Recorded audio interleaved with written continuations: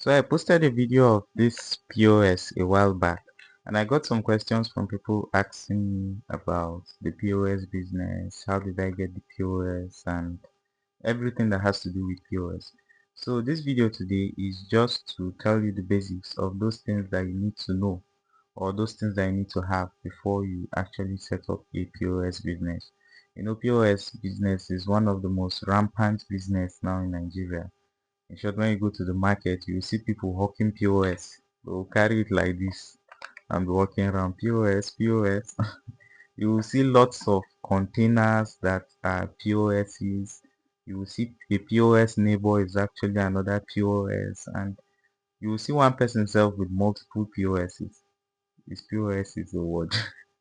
But yeah, um, that's just how rampant the business is now actually in Nigeria.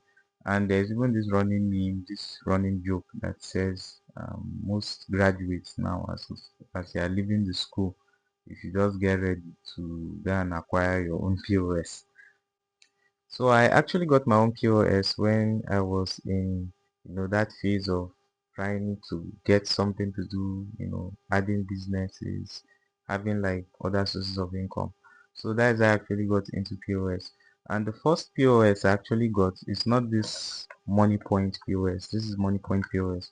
By the way, they are not sponsoring this video, but if you would want to sponsor me, I'll be happy. I'll get joy. So the POS I actually used was the POS from a bank.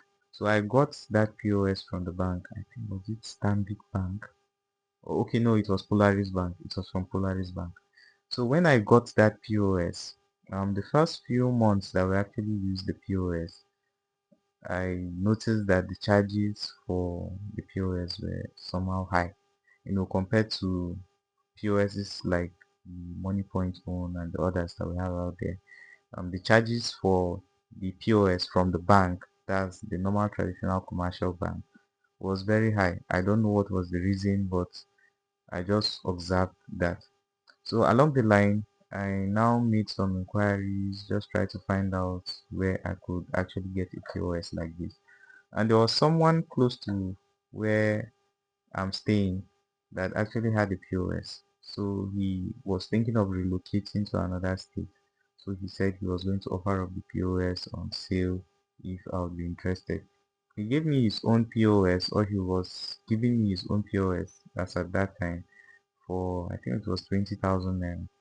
But before I actually got his own, I got another contact because I was in my research phase. So I got another contact from someone who was working with Money Point, and they were having, or they were offering these POSs, new ones for 30,000 naira. I think it's 30,000 I paid for this. I don't know if it is free or not, because I heard if you go to their website it's supposed to be free, but I don't know. I got this POS for 33,000 naira. So similarly too, if you want it, for the people asking me where can they get POS, you can leave a comment, or if there's a way you can send me a DM. So you send me a DM, I will now find the way or link you with the person that actually gave me my POS. This POS came from Kano State. This particular one, they had to waybill it for me from Kano, and even the waybill server, I ended up paying 2,000 to the person who actually received the POS for me. I had to go to town and collect it again. I said they should bring it down to my area, but it's like the information didn't reach, so I still had to pay extra. So let me just say in total, I spent like that 70 to have this POS.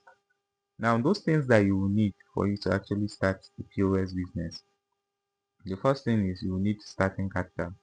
So starting capital is that initial money which you are using to start up the business. It's a transaction business. People will come to you for transfers, people will come to you for withdrawal, people will come to you for recharge, and so many other things. So you need that starting capital, and a comfortable starting capital for the POS business. If it were before when I started, I'll tell you like 100k is enough for you. But now like this, I'll say you start with at least like 200, 250 for you to have in the POS. I'm not talking about other things you get.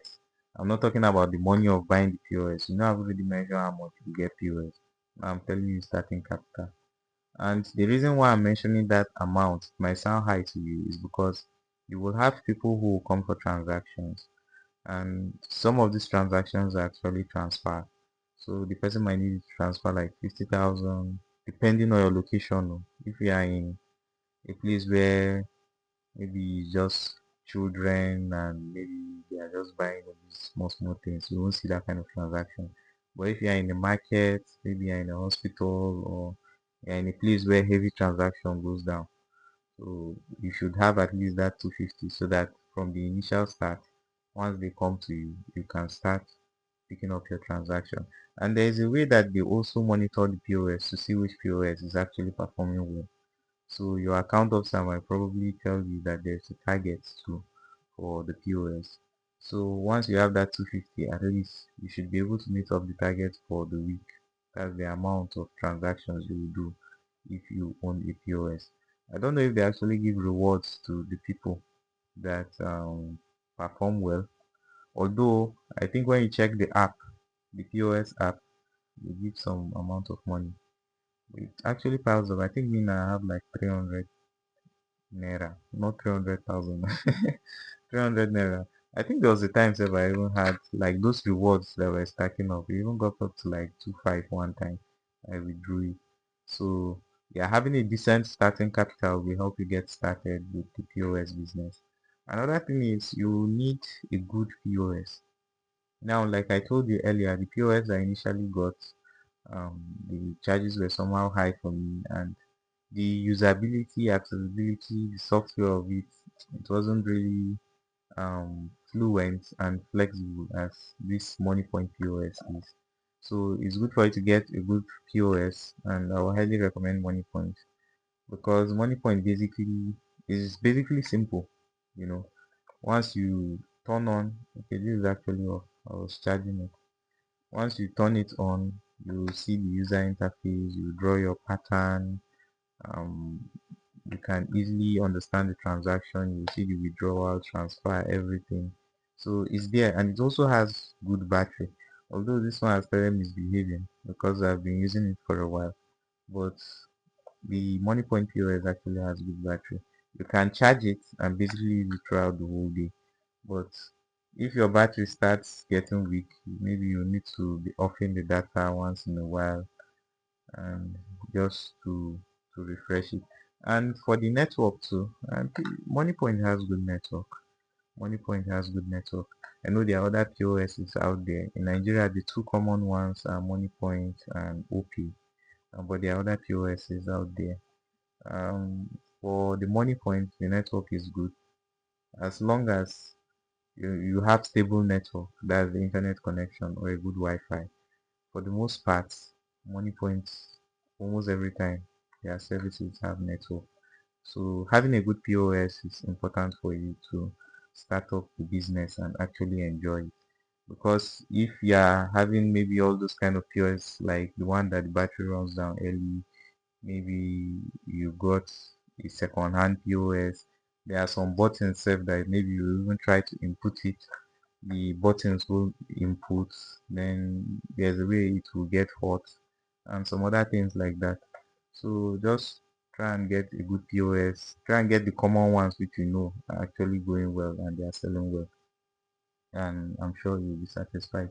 And the POS is too, there are different types. I know there's one that is fully screen touch. This one has buttons and is also screen touch, and there are some that they are only buttons. There's some self ma, they are like calculator, those flat calculator. I don't know, maybe you've seen those type. But yeah, the POS is there of different types. Maybe I will include some images if I'm able to find something about that. The next thing you'll be picking is your location for business. So just like I mentioned earlier, if you want to see good transactions, high transactions, you target places like industrial markets, target places like even normal markets. People come for shopping. You understand? You see a lot of transactions there, maybe electronic area, maybe electronic store side, those kind of places. You see transactions. Maybe around filling station too, you see transactions. Then if you want to get frequency too, There are places that you see high transaction, there are places that you see frequency of transactions very well. You go to like bus stations, you see markets, so frequency. All those, which area again? Sporting areas, maybe just places where people are there to buy something. You will see lots of transactions there. So picking a good location is actually important because that's where you will see a lot of transaction, and that's where you'll be getting your commission from. The next again is you should have POS paper, because one annoying thing with most POS is I notice these days is when you go there, though after transaction they'll tell you there is no paper. How much is the paper? I know I buy a roll, is it roll they call it, or house, but that full paper, the full bundle, they are like 12 inside, but that's the rolls, the paper rolls. And then I buy it, I think now it should be around 1 2, but earlier when I started buying it, it was 800, but now it's around 1000, so high as 15. So it is something that when you have it, at least you'll be able to monitor its transaction, and there will be a printout to issue to the person, so that it builds that confidence in them that their transaction actually went through. The next thing you should also remember to have is your record book. Although the POS, like this one, I don't know of others, this one you're able to get a record of all the transactions that have happened on this POS.